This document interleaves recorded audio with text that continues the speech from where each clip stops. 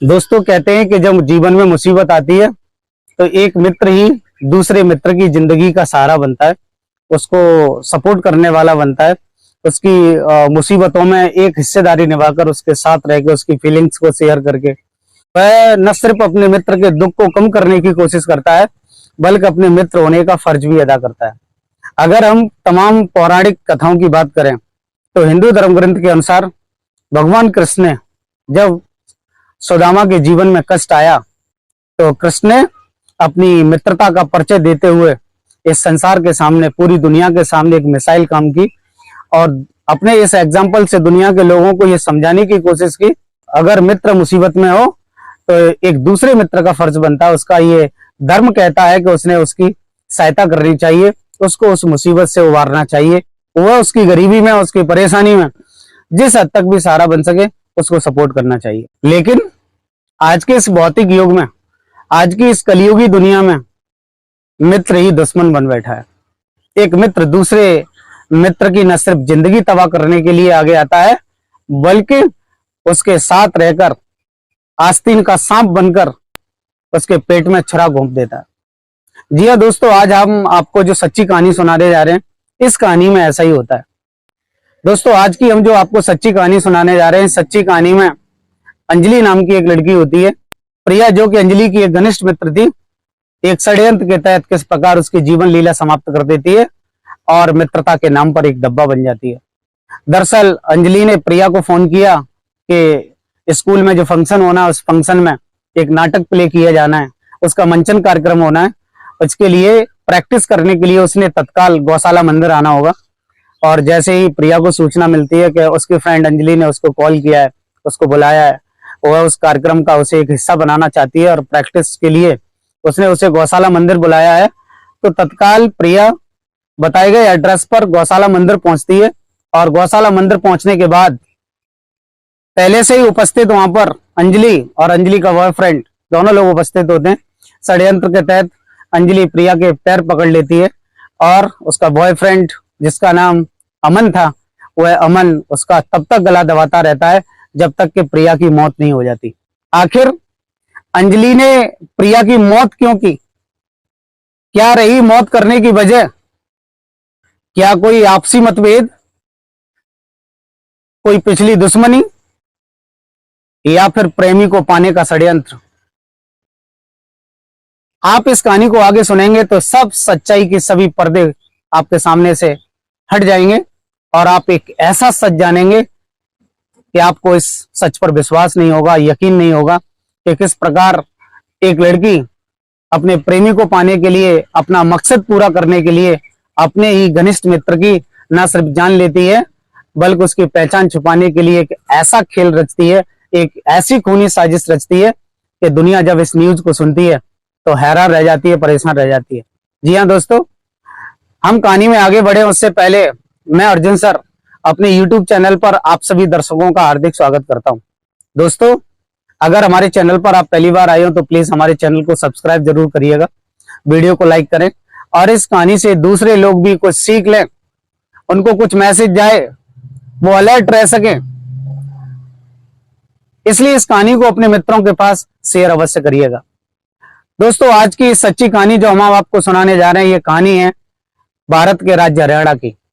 हरियाणा राज्य में एक जिला लगता है पानीपत।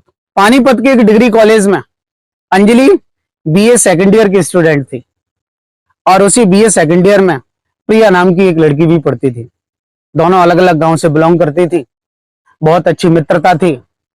बीए पार्ट 1 से ही दोनों लोग साथ साथ अध्ययन कर रही थी, एक दूसरे पर अपनी जान छिड़कती थी। जब बीए की उन्होंने दोनों ने बहुत अच्छे अंकों से परीक्षा पास की और जब बीए पार्ट 2 में वो आ जाती हैं तो उन दोनों बेटियों ने एनएसएस ले रखा था और एनएसएस के तहत विद्यालय में ही कैंप का आयोजन किया गया था, जिसमें बच्चे भिन्न भिन्न प्रकार से एक अस्थायी टेम्परेरी टेंट कैसे लगाया जाता है, तमाम प्रकार की जिंदगी के गुण सीखते हैं। अगर कोई घायल अवस्था में हो जाए तो उस घायल को हॉस्पिटल कैसे पहुंचाना है, उसको फर्स्ट एड कैसे देना है, ये सब बातें उसमें सिखाई जाती हैं। तो उस कैंप में प्रिया भी शामिल थी, अंजलि भी शामिल थी और इन दोनों बेटियों के साथ साथ और भी बहुत सारे लोग शामिल थे। उसी कैंप में उसी कॉलेज का पढ़ने वाला बीए थर्ड ईयर का स्टूडेंट, बीए फाइनल ईयर का स्टूडेंट अमन, वह भी उस कैंप का हिस्सा था। अमन एक गोरे बदन का, लंबा चौड़ा डील डॉल वाला एक हैंडसम लड़का था। कॉलेज में पढ़ने में बहुत माहिर था। जैसे ही अंजलि ने अमन को देखा, वह उस पर जान छिड़कने लगी थी, उसको कहीं ना कहीं प्यार करने लगी थी। और उस कैंप के दौरान जब उसकी मुलाकात बार बार हुई, उन्होंने जो एक्टिविटीज वहां की वो को एक्टिविटीज रही, साथ रहकर उन्होंने सभी क्रियाकलाप किए, उसमें उसका प्यार और बढ़ता चला गया था। कहीं ना कहीं अमन को भी इस बात की महक लग चुकी थी कि अंजलि मुझसे बहुत प्यार करती। दोस्तों, जब वह कैंप का कार्यक्रम समाप्त हो गया, उस कैंप कार्यक्रम के समाप्त होने के बाद जब भी अंजलि कॉलेज आती तो वह अमन से अपने प्यार की बातें करती, अपना जी बहलाती। धीरे धीरे उनका प्यार इतना परवान चढ़ने लगा, अंजलि को लगा कि जब तक वह अपने जीवन का मकसद पूरा नहीं करेगी, जब तक वह अमन को पा नहीं लेगी, तब तक वह चैन से नहीं बैठेगी। इसलिए एक दिन उसने अमन से कहा कि अमन, ऐसे हम कब तक जिंदगी जिएंगे, हमने अपनी दुनिया बसा लेनी चाहिए, हमने इस दुनिया को छोड़ करके किसी एक अनजान शहर में रहना चाहिए, ताकि हम लोग दुनिया की नजर से बेखौफ बेखबर जहां इच्छा है वहां घूम सकें, अपनी लाइफ को एंजॉय कर सकें। तब अमन ने कहा, अगर हम ऐसा कदम उठाते हैं कि अगर हम यहाँ से भाग निकलते हैं किसी प्रकार, तो ये मैसेज पूरे समाज में फैल जाएगा, पुलिस हमारी पूछताछ करेगी, हमको ढूंढेगी, हमारे रिलेटिव्स को परेशान करेगी। इसलिए एक ऐसी योजना तैयार की जाए कि हमारे जाने के बाद दुनिया के लोगों को खबर भी नहीं लगे कि आखिर हम हैं कहाँ। और उसी षड्यंत्र के तहत अमन और अंजलि ने एक कहानी बनाई। उस षड्यंत्र के तहत उन्होंने एक योजना बनाई कि अमन के समान डील डॉल में दिखने वाला एक लड़का होना चाहिए, और जैसी अंजलि दिखने में लगती है, उसका जैसा कद काठी है, उसी कद काठी की एक दूसरी लड़की भी होनी चाहिए। हम उस दूसरी लड़की और दूसरे लड़के दोनों का मर्डर करेंगे और उनके चेहरे को हम लोग तेजाब से जला करके ऐसा कर देंगे कि दुनिया के लोग उसको पहचान ना पाए, पुलिस उसके चेहरे को आइडेंटिफाई ना कर पाए कि आखिर है कौन। और हम कुछ सबूत अपने वहां छोड़ेंगे जिससे दुनिया के लोगों को लगेगा कि अमन और अंजलि की मौत हो चुकी है, क्योंकि उन डेड बॉडीज के ऊपर हम अपने ओरिजिनल कपड़े पहनाएंगे, अपने वहां आइडेंटिटी कार्ड छोड़ेंगे, अपना वोटर कार्ड छोड़ेंगे, अपना आधार कार्ड छोड़ेंगे, अपना कॉलेज आईडी कार्ड छोड़ेंगे। और जब ये सब मैसेज मीडिया में जाएगा तो मीडिया बताएगी कि अंजलि और अमन की मौत हो चुकी है और हम लोग दुनिया की नजर से बच जाएंगे। लेकिन दोस्तों, इसीलिए इस षड्यंत्र को पूरा करने के लिए, इस योजना को अंजाम देने के लिए एक दिन की तारीख तय हुई और अमन ने अंजलि से कहा कि तुम्हारे समान कदकाठी में दिखने वाली प्रिया है, तुम प्रिया को फोन करो। कॉलेज में कुछ दिन बाद एक फंक्शन होना है, उस फंक्शन में प्ले को स्टेज किया जाना है, उस नाटक का मंचन किया जाना है। तो उस नाटक की प्रैक्टिस के लिए आप उसे बोले को वह गौशाला मंदिर आ जाए। यह गौशाला मंदिर पानीपत में ही स्थित है, एक बहुत खूबसूरत मंदिर है, पड़ोस में एक गौशाला भी चलती है, इसलिए इस मंदिर को गौशाला मंदिर के नाम से जाना जाता है। अंजलि प्रिया को फोन करती है और उससे कहती है कि कॉलेज होने वाले कल्चरल प्रोग्राम में, उसने जो फंक्शन हो रहा है उस फंक्शन में एक प्ले को स्टेज करना है, उसका मंचन कार्यक्रम करना है। इसके लिए वो लोग गौशाला मंदिर स्थित जो भी प्रांगण है उस रूम में वो लोग प्रैक्टिस कर रहे हैं, इसलिए प्रिया भी जल्दी से आ जाए। प्रिया को जैसे ही ये समाचार मिला वो बड़ी खुश हुई कि मैं कॉलेज के होने वाले फंक्शन का एक हिस्सा बनूंगी और उसके लिए मैं बेहतर प्रदर्शन कर पाऊं, इसलिए प्रैक्टिस का होना बड़ा जरूरी है। इसीलिए उस प्रैक्टिस को अंजाम देने के लिए प्रिया गौशाला स्थित मंदिर पहुंचती है और वो जब वहां जाती है तो वहां पहले से अमन और अंजलि दोनों लोग उपस्थित थे। योजना के मुताबिक जैसे ही प्रिया रूम में एंटर करती है, अंजलि उसको पीने के लिए कोल्ड ड्रिंक देती है, जिस कोल्ड ड्रिंक में पहले से ही नशीली गोलियां और नींद की गोलियां पड़ी हुई थी। तो प्रिया कहती है कि मैं अकेली कैसे कोल्ड ड्रिंक पीऊंगी, आप लोगों ने भी इसको शेयर करना चाहिए। तो प्रिया और अमन दोनों लोग कहते हैं कि हम लोगों ने जस्ट अभी कोल्ड ड्रिंक पी है, अगर आपको यकीन नहीं हो तो खाली बोतल देख सकती हैं। और वो खाली बोतल की ओर इशारा करते हुए कहती है कि देखो अभी अभी हमने खत्म किया है जस्ट, और अगर आप आ गई हैं तो अच्छा नहीं लगता, आपने भी इसको इस्तेमाल करना चाहिए। प्रिया अपनी फ्रेंड अंजलि पर विश्वास करके वह जब कोल्ड ड्रिंक पीती है तो कुछ समय तक जब वो कार्यक्रम में के बारे में बातें करते रहते हैं, कुछ समय बाद दवा का असर उसके दिमाग पर होने लगता है और धीरे धीरे उसके दिमाग पर एक मूर्छा छाने लगती है और वह उस फर्श पर बेसुध होकर गिर पड़ती है। योजना के मुताबिक अंजलि ने प्रिया के पैरों को जब पकड़ लिया, जकड़ लिया, और अमन प्रिया का तब तक गला दबाता रहा जब तक कि उसकी मौत नहीं हो गई। और मौत के बाद साक्ष्य को मिटाने के लिए प्रिया ने अपने बैग से एक जोड़ी नए अपने कपड़े निकाले और वह प्रिया के कपड़ों को रिमूव कर देती है बॉडी से, और उस बॉडी पर वो अपने कपड़े पहना देती है, अपने कॉलेज का आईडी कार्ड छोड़ती है, वो अपना आधार कार्ड छोड़ती है, अपना मोबाइल छोड़ती है, और वो लोग उस स्थान से बचने के लिए सीधा रेलवे स्टेशन की ओर भाग जाते हैं। और जब वो रेलवे स्टेशन पर पहुंचते हैं तो उनकी योजना थी कि उन्होंने पानीपत से चंडीगढ़ जाना है और चंडीगढ़ के बाद वो शिमला के लिए रवाना हो जाएंगे।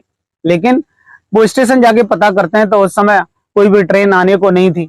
3 से 4 घंटे तक स्टेशन पर कोई ऐसी ट्रेन नहीं आनी थी जहां से वो रवानगी हो सके। इसलिए उन्होंने अपना प्लेन चेंज किया और प्लान के अकॉर्डिंग वो रेलवे स्टेशन से सीधा बस स्टैंड पहुंचते हैं और बस स्टैंड से वो एक बस पकड़ते हैं और सीधे चंडीगढ़ के लिए रवाना हो जाते हैं। जैसे ही इधर मौत का समाचार चारों तरफ क्षेत्र में फैलता है, गौशाला संचालक जब उस कमरे में झांकता है तो देखता है कि एक लड़की की डेड बॉडी पड़ी है। वह तुरंत मंदिर के पुजारी को सूचना देता है, पुलिस को इन्फॉर्म करता है। जब पुलिस आ जाती है तो उस बॉडी को अपने कब्जे में लेती है। लेकिन पुलिस के दिमाग में एक बात थी कि आखिर इसका मर्डर किसने किया, यहाँ साक्ष्य तो किसी ने छोड़ा नहीं होगा। लेकिन जब डेड बॉडी को उन्होंने उठाने की कोशिश की तो वहां पर अंजलि का आधार कार्ड, उसका कॉलेज आईडी कार्ड और उसका मोबाइल वहां पड़ा हुआ था। जैसे सब आईडी कार्ड और ये सब मोबाइल देखा तो पुलिस को समझने में देर नहीं लगी कि अंजलि की मौत हो चुकी है। लेकिन दोस्तों, जैसा कि हमने आपको इस स्टोरी में बताया कि जो डेड बॉडी थी वो डेड बॉडी अंजलि की नहीं, प्रिया की थी। अंजलि ने यहाँ बड़ी चालाकी चली तो, और उसके साक्ष्य को मिटाने के लिए कि पुलिस उसके चेहरे की पहचान न कर ले, इसलिए अमन और अंजलि ने तेजाब की सहायता से प्रिया के चेहरे को बुरी तरीके से जला दिया था। चेहरे की पहचान कर पाना मुश्किल था। जब ये न्यूज अखबारों में छपती है, पत्रिकाओं में छपती है, तो अमन और अंजलि जब दोनों लोग इस न्यूज को पढ़ते हैं तो वो निश्चिंत हो जाते हैं और सोच लेते हैं कि अब वो कभी किसी की पकड़ में नहीं आएंगे, क्योंकि पुलिस की नजर में अंजलि की मौत हो चुकी है और अंजलि मेरे साथ है। दरअसल जब पुलिस ने उस आईडी कार्ड को देखा तो उस आईडी कार्ड के अकॉर्डिंग वो एड्रेस पे पहुंचते हैं और अंजलि के फादर को बोलते हैं कि आपकी बेटी कहाँ है। तो वो बताती है कि वो प्रैक्टिस के लिए कहीं गई हुई थी, इसके स्कूल में कार्यक्रम होना था। तो पुलिस बताती है कि आपकी बेटी की मौत हो चुकी है, आप उसकी शिनाख्त कर लीजिए। तो जैसे ही अंजलि के फादर जब गौशाला मंदिर पहुंचते हैं तो वो जैसी डेड बॉडी देखते हैं वो एकदम दाढ़े मारकर रोने लगते हैं और कहने लगते हैं कि ये तो मेरी बेटी अंजलि थी, ये अंजलि के ही कपड़े हैं। हालांकि उसके चेहरे को पहचानना बहुत मुश्किल था, लेकिन समान कदकाठी रंग रूप के होने के कारण जब उसने कपड़ों को देखा तो उस पिता ने उस डेड बॉडी की पहचान, उसकी शिनाख्त अपनी बेटी अंजलि के रूप में की। पुलिस ने डेड बॉडी को हॉस्पिटल भिजवाया और पोस्टमार्टम के बाद अंजलि के पिता को उस डेड बॉडी को सुपुर्द कर दिया। वहीं अगर हम मीडिया रिपोर्ट्स की बात करें तो जब उस डेड बॉडी को हटाया जा रहा था तो प्रिया के पिताजी भी उस घटना स्थल पर मौजूद थे और उन्होंने जब डेड बॉडी को देखा तो उन्होंने कहा कि ऐसा लगता है ये अंजलि नहीं बल्कि मेरी बेटी प्रिया है, क्योंकि मेरी बेटी प्रिया गले में जो लॉकेट पहनती थी ये वही सेम लॉकेट है। वो है अपने हाथ में एक लाल रंग का धागा इस्तेमाल करती थी, ये धागा भी वही है, लेकिन ये ड्रेस मेरी बेटी की नहीं है। तो वो चिल्ला के बार बार कह रहे थे कि हो सकता है ये मेरी बेटी हो, मेरी बेटी भी सुबह घर से स्कूल निकली थी, सुबह से शाम हो गई, अभी तक वो वापस नहीं पहुंची है। लेकिन पुलिस वालों ने और समाज ने प्रिया के पिता की एक बात नहीं सुनी और पुलिस ने डेड बॉडी को प्रिया के पिता के हवाले कर दिया, जिन्होंने उसका अंतिम संस्कार कर दिया। जो भी हिंदू रीति रिवाजें हैं उसके अनुसार उसके शरीर को अंतिम रूप प्रदान किया। पुलिस अब अपनी जांच में जुटी हुई थी। पुलिस ये सोच रही थी कि आखिर इसका कातिल कौन है, आखिर किसी न किसी ने तो अंजलि की हत्या की होगी। इसलिए अंजलि के मोबाइल की जब कॉल डिटेल्स निकाली जाती हैं तो पता चलता है कि लास्ट जो कॉल हुई है वो अमन लड़के के नाम से हुई है और वह कॉल थोड़ी बहुत देर नहीं बल्कि घंटों के हिसाब से कॉल हुई है। तो पुलिस जब अमन का डिटेल्स निकालती है और डिटेल निकाल करके जब अंजलि के पिता को वो पूछते हैं कि ये अमन कौन है, तो वो बताते हैं कि अमन उसी के कॉलेज में पढ़ने वाला एक लड़का है, ये अंजलि का एक फ्रेंड है, घर पे भी उसका आना जाना था, ये उसी का नंबर है। तो पुलिस उस अमन की तलाश में जुट जाती है, लेकिन अमन का जब वो नंबर लगाते हैं तो मोबाइल ऑफ जाता है, उसकी लोकेशन को भी ट्रेस नहीं कर पाते हैं। धीरे धीरे पुलिस अब सोचने पर मजबूर थी कि आखिर पकड़ा जाए तो कैसा पकड़ा जाए। लेकिन कुछ दिन बाद, 7 से 8 दिन बाद, जब अमन अपना मोबाइल ऑन करता है तो पुलिस तुरंत ही उसकी लोकेशन को ट्रेस करती है और पता चलता है कि अमन शिमला में है। तुरंत पुलिस एक्टिव हो जाती है और जो भी टीम गठित की गई थी वो शिमला के लिए रवाना हो जाती है।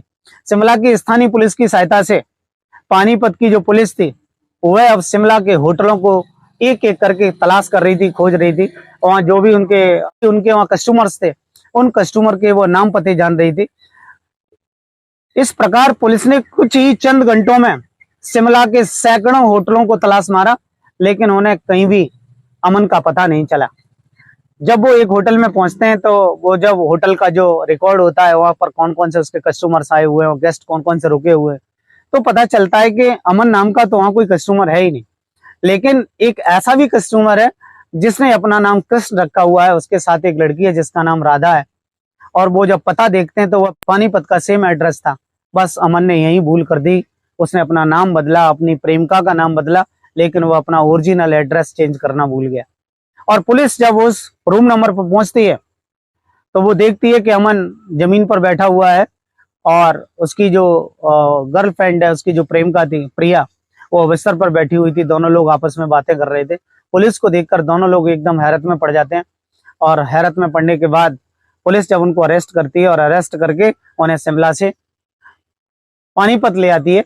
पुलिस स्टेशन में जब दोनों लोगों को वहां पुलिस के सामने उनको रोका गया, उनको बैठाया गया और पुलिस ने जब उनसे सवाल जवाब किया तो पहले तो अमन अपनी बातों से इधर उधर तमाम तरह की बेफजूल की बातें करता रहा, अपनी बातों को घुमा फिरा कर करता रहा और हमेशा यही कहता रहा कि वो निर्दोष है, उसने दूसरी लड़की जो है उसकी तो हत्या ही नहीं की।